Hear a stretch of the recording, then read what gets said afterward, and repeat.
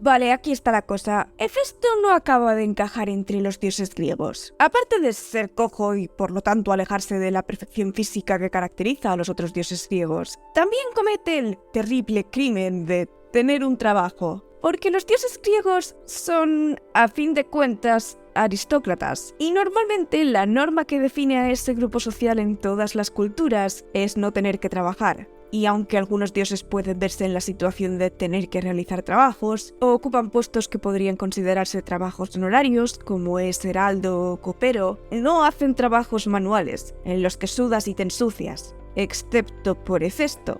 Y a pesar de esto, seguimos contándolo como uno de los 12 dioses más importantes de Grecia, aunque a lo mejor no deberíamos. Veréis, lo que hoy llamamos mitología griega y los personajes que relacionamos con ella no son exactamente los mismos que conocían los antiguos griegos. Para empezar, porque aunque sí que hubiera una cultura panhelénica compartida por los diferentes pueblos griegos, Grecia no era ni de lejos una región unificada. Cada polis tenía sus propios valores y adoraba dioses que encajaban con esos valores, pero no conocemos la mitología de esas polis. La mitología como la entendemos hoy ha pasado por siglos de reinterpretaciones que beben las unas de las otras, pero rara vez de las propias polis. El gran redescubrimiento del mundo antiguo y con él su mitología fue el Renacimiento, pero el Renacimiento estaba inspirado por Roma, no por Grecia. Y Roma no conoció a la Grecia clásica, sino a la Grecia helenística, en la que ya habían cambiado bastantes cosas desde ese periodo clásico, y a su vez había cambiado cosas del arcaico,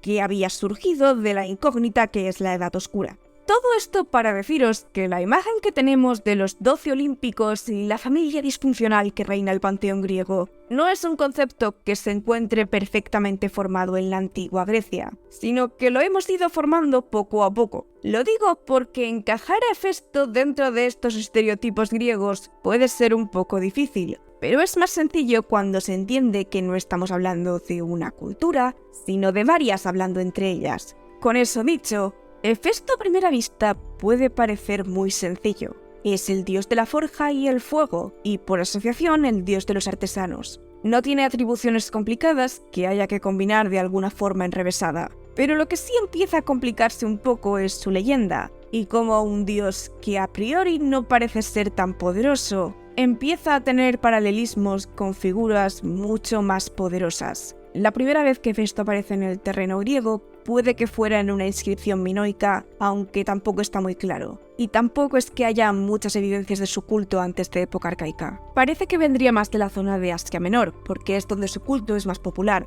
Pero yo no he visto demasiados intentos de conectarlo con ninguno de los dioses más antiguos de esa zona para intentar encontrar algún precedente. Excepto por alguna mención a Agni, el dios védico del fuego, aunque leyendo un poco sobre él se parece más a Hestia que a Hefesto. Por esto, la explicación más tradicional para la formación de Hefesto es que proviene del dios proto-indoeuropeo del fuego, pues su asociación con el fuego se lo asoció a la metalurgia y pues su asociación con la metalurgia al resto de artesanías. Pero hay un dios un poco más alejado del mundo indoeuropeo que incluso los propios griegos decían que había influido, o más bien que era el propio Hefesto, Ptah, un dios egipcio. Y aquí es donde creo que se pueden empezar a ver esas cosas más raras que os he mencionado sobre Hefesto. Ya no es ni de lejos un dios insignificante en Egipto. Dependiendo de en qué zona y momento estés, se le puede llegar a considerar uno de los dioses principales. Es un dios creador, al que llaman padre de padres y poder de poderes. Su nombre también puede significar abrir, lo que llevó a que significase cincelar, y de ahí a esculpir, y así también se convirtió en un dios de los artesanos, que es lo que lo conecta con Hefesto.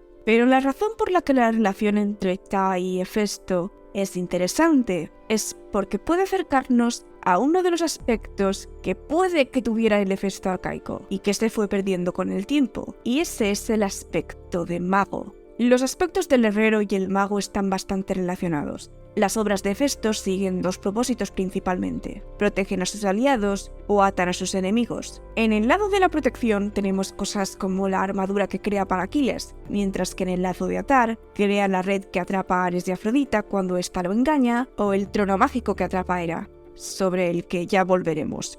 Esto eran cosas que se solía recurrir a la magia para conseguir.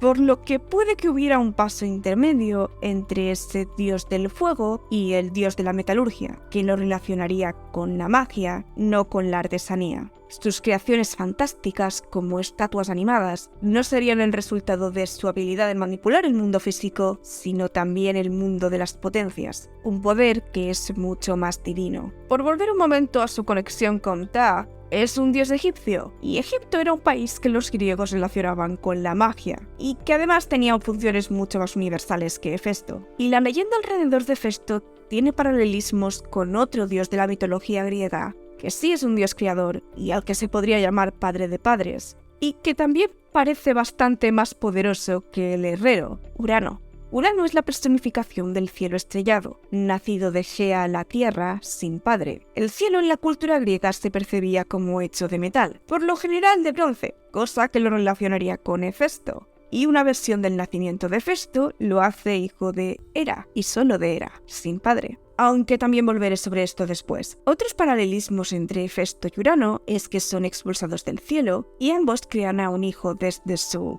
semilla. Urano crea a Afrodita y Hefesto a Erictonio. Pero vamos a hablar un poco de esta expulsión del cielo. Hay varios mitos alrededor de cómo sucede. El que más se suele contar es que después de dar a luz a Hefesto, al ver que era cojo, Hera lo tiró desde el Olimpo donde cayó al mar y lo criaron las ninfas Eurynome y Tetis. Pero esta no es la única versión. En otra, Hefesto cae del Olimpo cuando intenta defender a Hera de Zeus, y es este el que lo precipita desde el Olimpo, y su caída es lo que provoca la cojera. Y no es raro que haya diferentes versiones de un mismo mito, excepto porque estas dos versiones están dentro de la misma historia. Y esa historia es la Ilíada, que también resulta ser la primera historia en la que aparece Hefesto.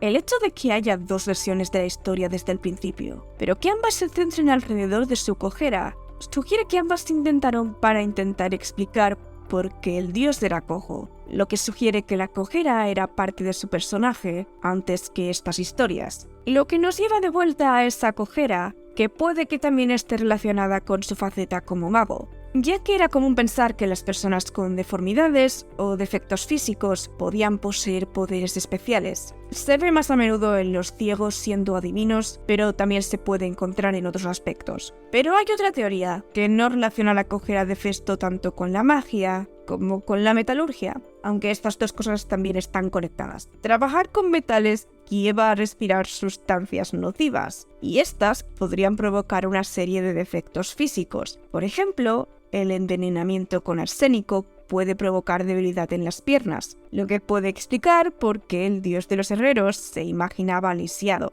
Pero volviendo a sus mitos, toda la parte de la expulsión también puede estar relacionada con su función como mago, o más con los ritos iniciáticos de los magos, que tenían que dejar su comunidad para aprender sus artes. La caída de Hefesto suele estar relacionada con cómo aprender su oficio. Bien lo hace en las grutas donde lo criaron las ninfas, bien cae en una isla conocida por sus herreros y magos, o bien la propia Hera lo entrega a un herrero para que lo críe. Y después está su regreso al Olimpo, cosa que consigue gracias a su gran dominio de su oficio, ya sea ese en la metalurgia o la magia, ya que crea un trono que envía como regalo a Hera, pero cuando ésta se sienta, el trono la atrapa, y ninguno de los dioses es capaz de liberarla, así que se envía a los dioses a buscar a Hefesto. Ares intenta traerlo por la fuerza, pero falla, mientras que Dionisio, que era el que mejor se llevaba con Hefesto, sí que consigue convencerle, puede que usando una cantidad más o menos grande de vino. Aquí el culto de Hefesto se cruza con el culto de Dionisio, algo con lo que no voy a meterme ahora. Pero Hefesto logra liberar a Hera y con esto recupera su puesto en el Olimpo. Siguiendo con la analogía del mago, ha recuperado su posición en la comunidad que había abandonado, permitiéndole servirla con sus nuevas habilidades. Y aunque todo esto es interesante, del Hefesto mago solo nos llegan ecos en las historias, en las que ya es, sobre todo, y más que nada, un artesano. Y aquí está la otra cosa rara sobre Hefesto, y es que no cambia demasiado. El Hefesto que aparece en la Ilíada es el mismo que encontramos siglos después. Sí que hay un cambio estético. En las representaciones arcaicas se solía mostrar bastante más claramente como un cojo, pintándolo con los pies al revés o cosas por el estilo. Pero cuando te vas acercando al periodo clásico, su imagen se suaviza y su cojera se disimula más, lo cual también va en línea con la evolución de los valores estéticos en época clásica.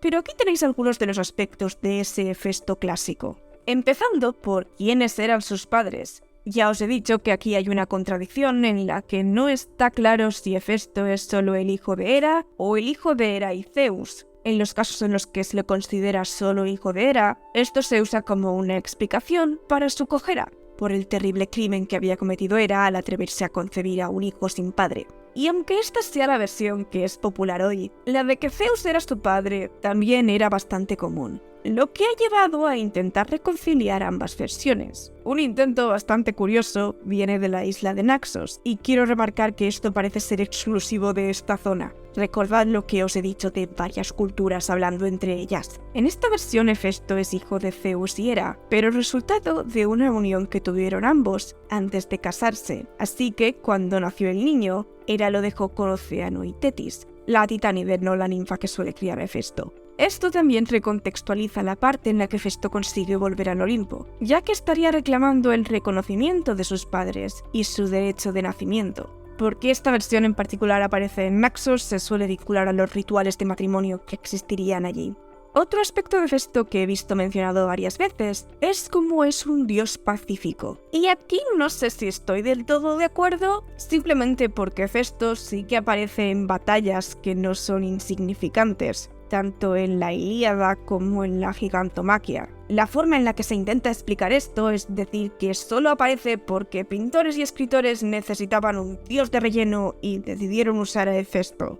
Lo que a mí no acaba de convencerme. Lo que sí que me parece cierto es que no era un dios guerrero. Cuando participaba en la guerra, lo hacía a través de sus creaciones. La razón por la que se dice que es un dios pacífico es porque esas creaciones siempre parecen ser defensivas y no ofensivas. En la Ilíada, Tetis le encarga solo la armadura y el escudo de Aquiles, pero no armas, cosa que también necesitaría. Sus creaciones más fascinantes, los autómatas, son concebidos como guardianes de islas y palacios, que solo atacan para defender. Menciono esto porque una de las funciones más típicas que siempre se le suele atribuir a Hefesto es forjar los rayos de Zeus, y al parecer esto no sería una de sus funciones. Sí que aparece forjando la égida, que aunque es algo poderoso es algo más defensivo que ofensivo, pero parece que forjar los rayos sería algo que Vulcano haría para Júpiter, no algo que Hefesto hiciera para Zeus. Esa transformación entre el dios griego y el romano se ve muy bien cuando se compara la Ilíada con la Eneida, cuando es Venus la que va en busca de Vulcano en favor de su hijo Eneas, en vez de Tetis buscando a Hefesto en favor de Aquiles. Sí que le pide que forje armas aparte de la armadura y el escudo. Y hablando de Venus y Afrodita, vamos a hablar de la esposa de Hefesto, porque aunque lo más común es hacerla Afrodita, esta no es la única diosa que se le ha dado por esposa. Antes de Afrodita parece que su esposa sería una de las Gracias. La explicación más normal de por qué el dios más feo siempre acaba con una de las diosas más hermosas es porque el contraste mola. Pero también hay otra explicación que lo vuelve a poner en relación con Urano, recuperando la idea de una potencia masculina creadora que tiene que unirse a una potencia creadora femenina. Sea cual sea la explicación, la pareja que más ha cuajado para Hefesto ha sido Afrodita, y la razón por la que creo que pasa esto es la Odisea, que creo que fue la primera vez que se los emparejó, pero no estoy segura. En la Odisea se cuenta el mito de cómo Afrodita engañó a Hefesto con Ares, y cómo Hefesto se vengó atrapando a los dos en una red y poniéndolos en ridículo frente al resto de dioses. Aunque hay varias explicaciones de este mito, algo que hay que recordar es que aparece dentro de la Odisea, donde uno de los muchos conflictos es si Penélope se mantendrá leal a su ingenioso marido o finalmente escogerá a uno de los jóvenes y apuestos pretendientes, lo que hace que la historia de Hefesto tenga bastante sentido dentro de la Odisea, pero fuera de la Odisea sigue siendo una historia bastante entretenida, que crea conflicto entre dioses bien conocidos, lo que llevó a que fuera muy popular y a que esta especie de triángulo amoroso entre Hefesto, Afrodita y Ares haya seguido siendo algo más o menos conocido. La última cosa que quiero comentar es que Hefesto no era popular en la Grecia continental, o al menos no su culto. Solo tenía un culto público, y ese estaba en la ciudad de Atenas, donde además se lo consideraba el padre de uno de sus reyes ancestrales. He mencionado a Erictonio antes. Es el resultado de que la semilla de Hefesto cayera sobre Atenea,